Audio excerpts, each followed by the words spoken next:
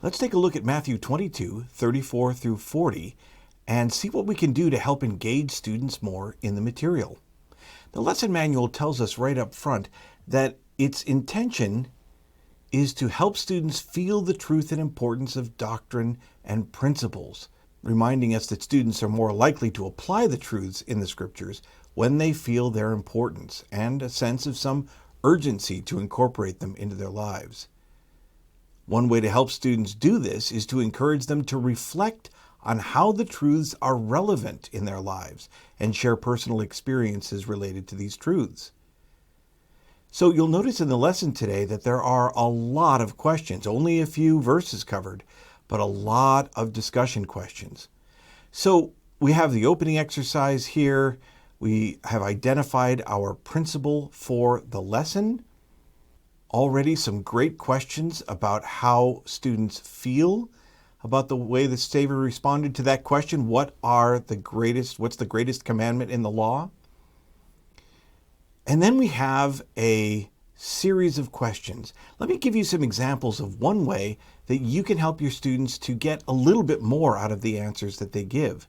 Let's take this one, for example. What do you think it means to love your neighbor as yourself? When you ask this question to your students, one might answer, you won't want to do things to others that you wouldn't like. Now that's a fine answer on its own, but by asking a follow-up question, you can help the student to dig a little deeper. Great comment, Micah. Tell me more about what you mean. That's the follow-up question.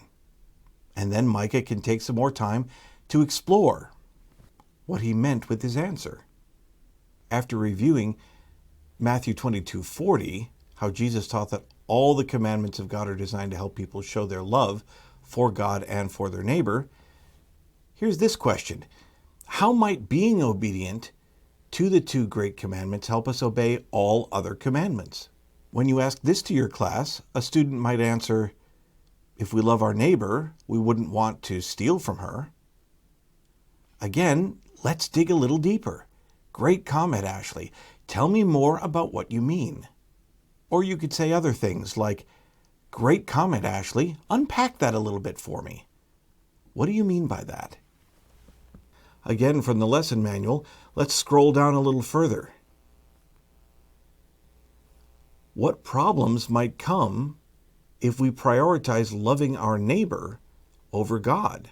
This is a great question for today because there are a lot of social ideologies which prioritize people over God.